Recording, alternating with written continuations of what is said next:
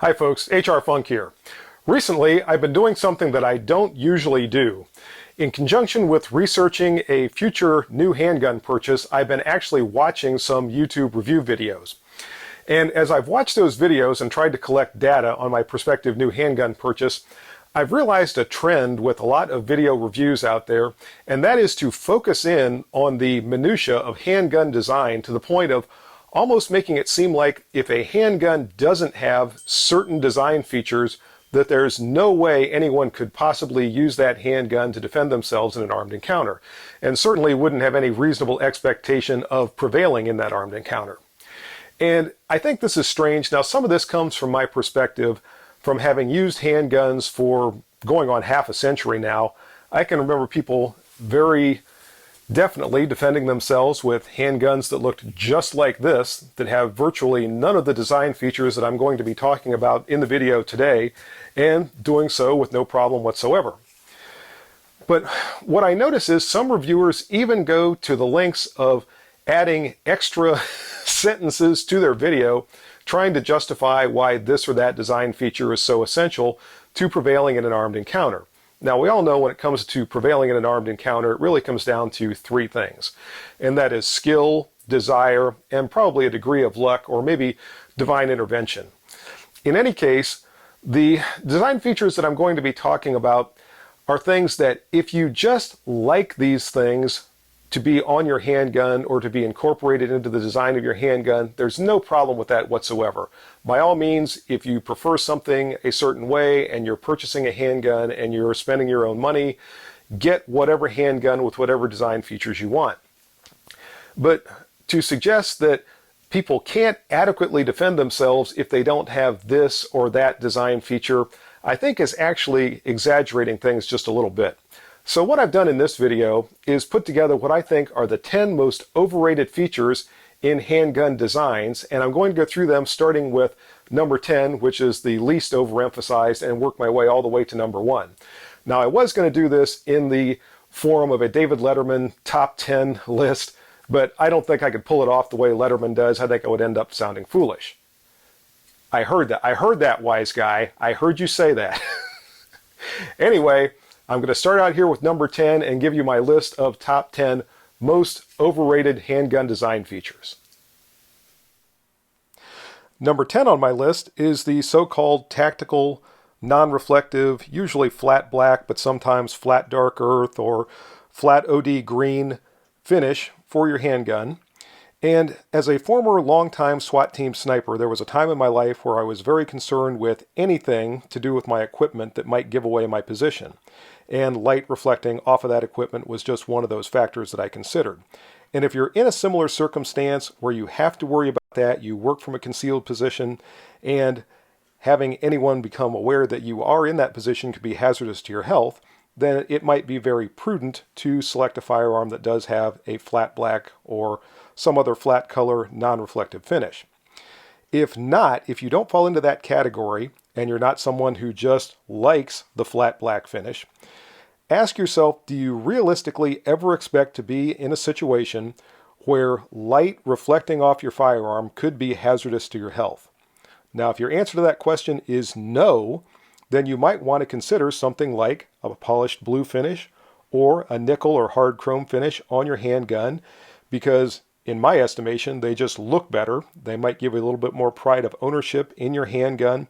Now, one thing with these finishes, many times the flat black quote-unquote tactical finish is more rust and corrosion resistant and more scuff resistant than the other types of finishes that were more traditionally applied to the handguns. Depending upon how you carry your firearm, that might be a consideration as well. But if your handgun typically rides in a holster, it's not exposed to sweat or high humidity or temperature extremes or anything like that, probably these finishes are going to hold up just fine. Both of these two handguns you see back here in the back are fairly old. The 39 on this side with the high luster nickel finish was manufactured in 1980.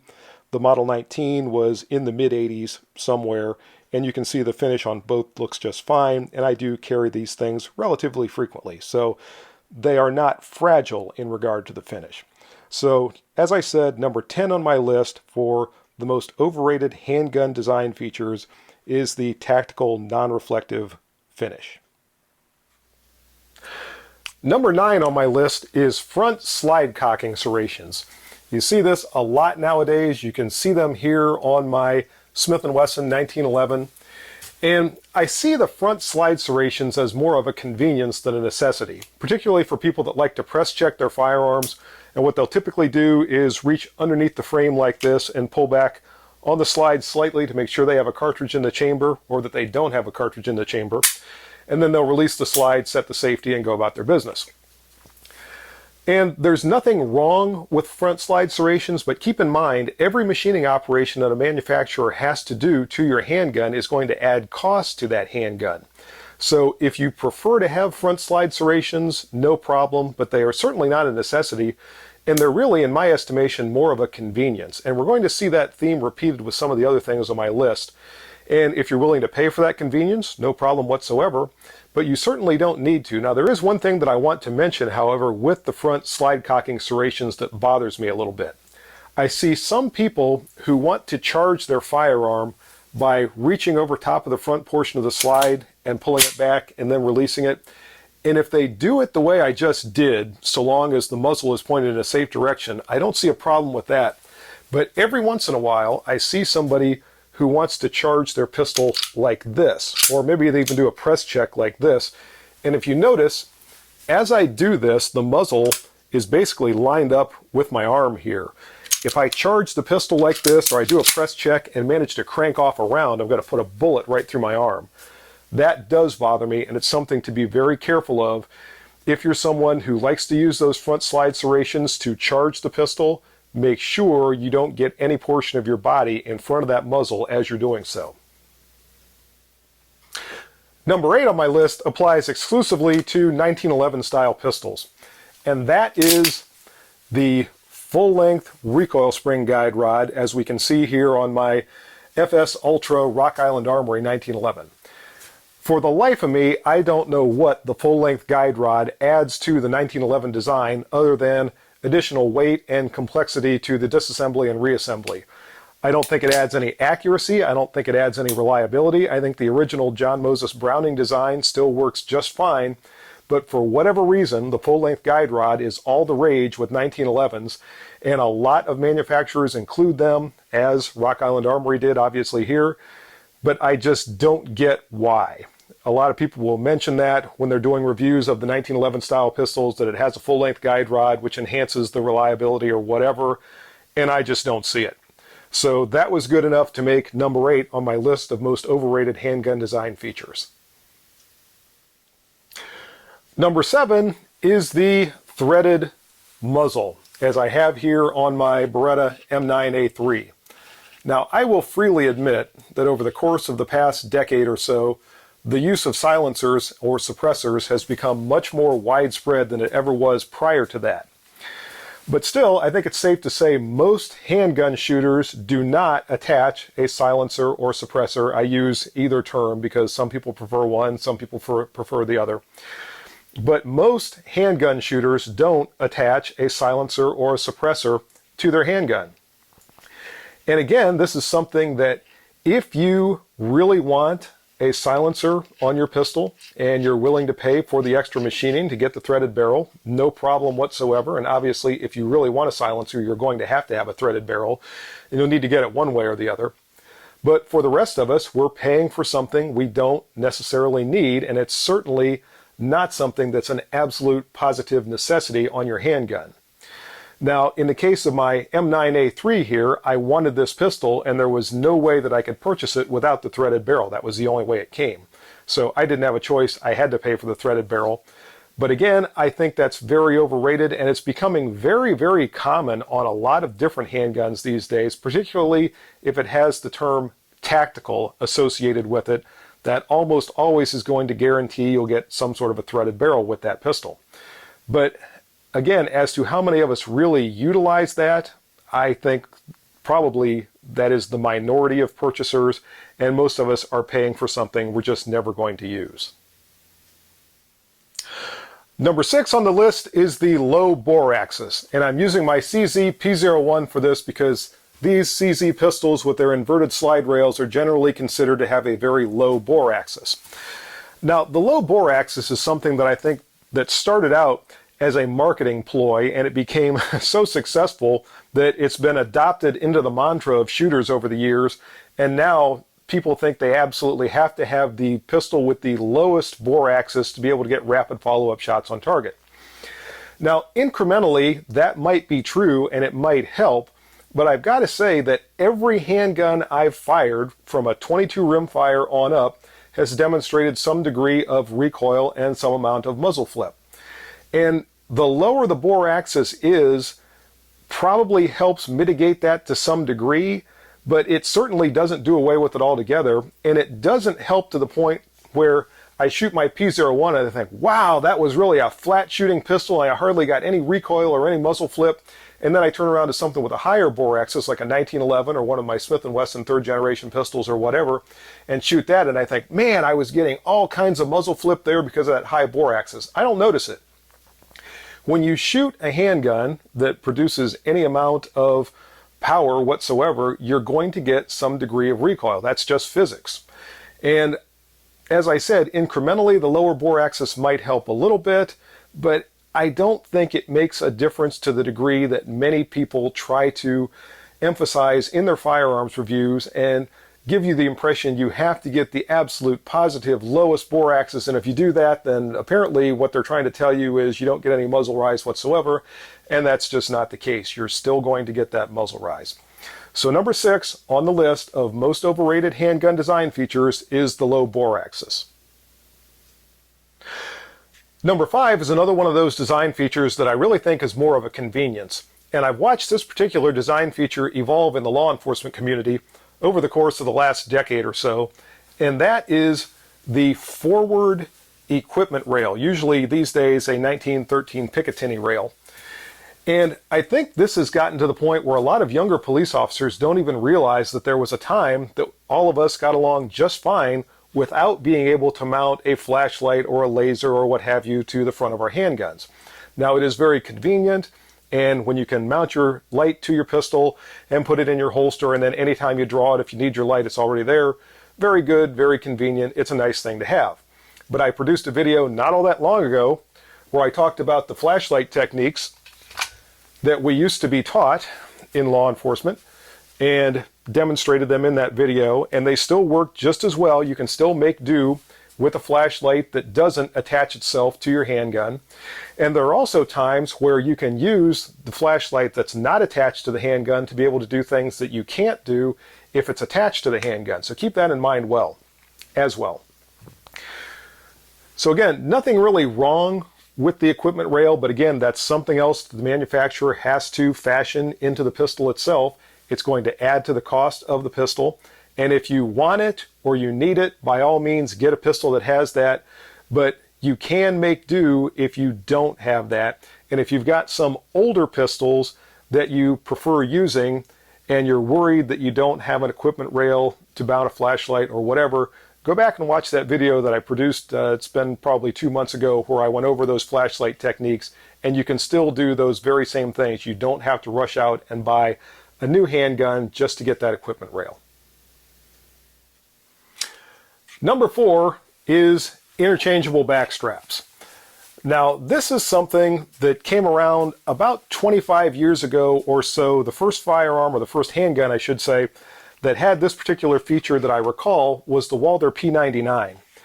And the first thing I want to say about this is it's not a new concept. This is something that people were doing with revolvers for years and years and years. They were changing out the grips on their revolver or modifying the grips on their revolver to get something that would fit their hand better. So again, that's not anything new, although it is relatively new in the semi-auto world. If you are arming an agency, and I made a video probably 2.5 months ago where I talked about some of the things you have to consider when you are selecting a firearm to arm a large group of people and you are not just selecting a firearm for yourself. And that's a situation where the interchangeable back straps can be very much a positive design feature because you've got a bunch of different people with a bunch of different hand sizes, and sometimes you can switch out that back strap and be able to get some of those shooters to have a better grip and maybe be able to shoot a little bit better than they can with just one standard size backstrap. But if you are selecting a firearm for yourself as an individual and you go to the gun shop and you try a bunch of different types of handguns, generally you're going to find one that fits your hand pretty well, and that's the one that's going to point well for you. You're going to like that one, you're going to purchase that handgun, and you're going to go on your way. The idea that you're going to need to swap out those back straps or modify the grip for yourself once you've selected that handgun is something that I don't really see happening that often. Now, if you have a handgun that you really like and the grip that's on there doesn't feel good and it comes with interchangeable back straps, maybe you can do some swapping and get it to fit your hand a little bit better. But again, I just don't see this as the necessity that a lot of people present it as being. You certainly, or I should say we certainly, got along for years and years and years, and I could cite all kinds of examples of handguns I've used that did not have this feature, and I managed to adapt to them and shoot them just fine and all that. So interchangeable back straps is the next one on my list of most overrated handgun design features. And we're up to number 3 on the list. And number 3 is one of the things that has become so ingrained in the minds of defensive shooters that you really won't even see a manufacturer produce a defensive semi-automatic pistol today without this feature, and it's very pronounced on my M18 here, and that is the tactical rear sight. And the idea of this shelf on the rear sight is that in the event that you cannot use one of your hands or one of your arms and you need to reload the pistol and cycle the slide to be able to get around in the chamber, you can hook the sight on your belt or on a pocket or whatever and cycle it. And since I have an empty magazine in the pistol here, you can see that it just locked it to the rear that time. But let's say I reloaded this, I can't use my other hand, and I now, let me drop the magazine just slightly, now hook it on my pocket and I cycle it and chamber around. Okay, that's the whole purpose of that quote-unquote tactical rear sight. Now let's think about this scenario for a minute where you would have to perform that operation. You are in a defensive encounter where you have to use a firearm to defend yourself. Now already that's a fairly rare circumstance. In the course of that firefight, you are injured to the point that you can't use one hand or one arm. But you have fired your pistol to the point that it's empty and you need to reload it, and after you get the new magazine in place, you have to use that sight to cycle the slide and get around into the pistol so you can continue firing in the firefight. In all the accounts of all the defensive shootings, or not even just defensive shootings, but military encounters, law enforcement encounters, I have never ever seen that scenario where somebody had to reload and the only way they could cycle the slide was to hook the sight on some item of their clothing and cycle around in the chamber so they could continue to defend themselves. I have never ever seen that. If you're aware of that circumstance, please let me know. But this type of a rear sight has become almost a cliche. And as I said, I don't think a manufacturer would produce a pistol these days without that particular design feature, because everyone would think that it was deficient for not having it. Now let me show you something else about the tactical rear sight that you might not know. And for this I'm going to use my original Smith & Wesson circa 2007 M&P here. And you can see the rear sight on my M&P does not have a shelf. This is the standard Novak style sight that was used by Smith & Wesson before anyone figured out that it was so essential to have the tactical rear sight.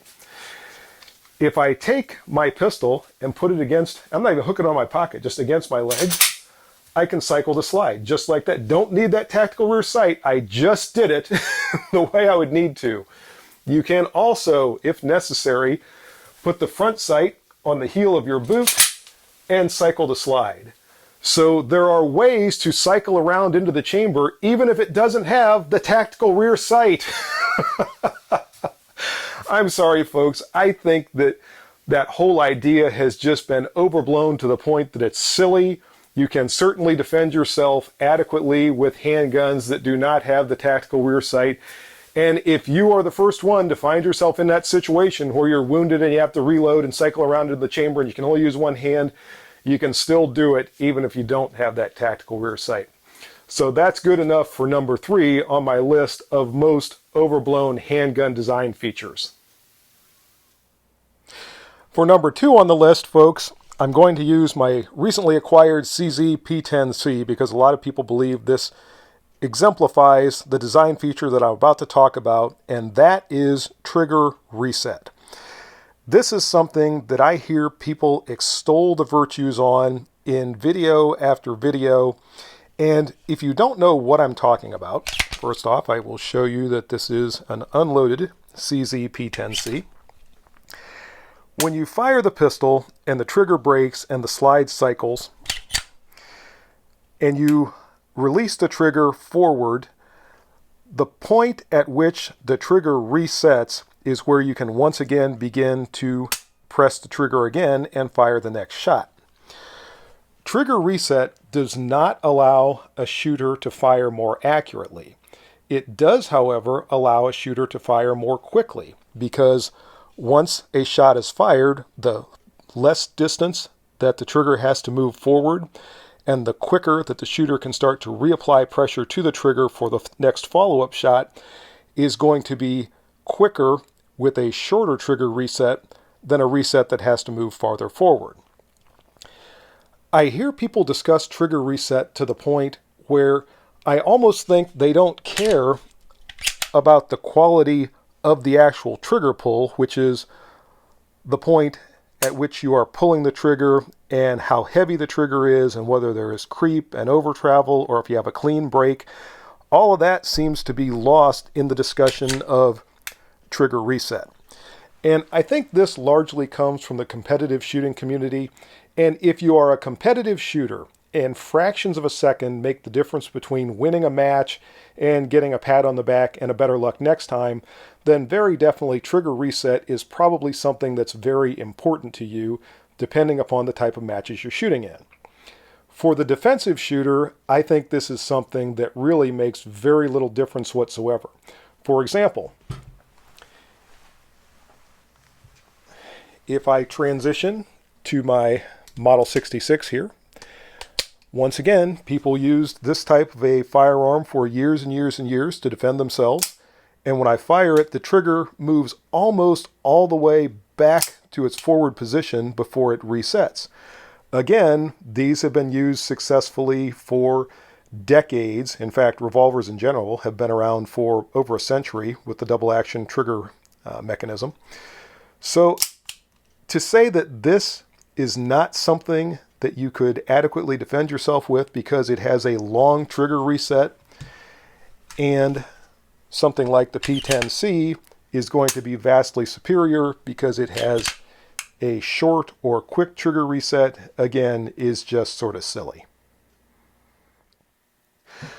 By the way, folks, for any of you who are interested in what a really good trigger pull looks like that does allow you to place very accurate shots, the single action pull on most double action revolvers is phenomenal. You notice that there's virtually no detectable movement whatsoever, no creep, no over travel, and probably a sub 2.5 pound pull. That very definitely will allow you to place accurate shots on target. And that's the standard by which I measure a lot of triggers when people say this handgun or that handgun has a good trigger pull.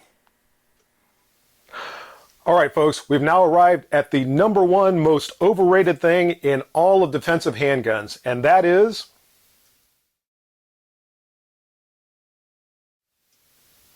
okay, I'm kidding. All you Glock fans out there, I'm just kidding, kind of. And that's the video for today. I hope you enjoyed it. If you have any questions or comments, as always, make sure you forward those to me. Remember, if you purchase anything from Optics Planet, be sure to use my discount code, which is... And if you use that discount code, it's good for 5% off anything you purchase from Optics Planet. Also remember, warbirdbunker.com is making t-shirts for the channel. If you go to warbirdbunker.com, you can find my t-shirt there, and there's also a new HR Funk sticker there. It's a sticker with a peel-off back that you can use as a target with a little thumbtack in the middle. So if you go to warbirdbunker.com, you can use my discount code there, which is HRFunk4U, and that'll save you 10% off your entire order from warbirdbunker.com. See you next time, folks, and until then, good shooting. Bye-bye.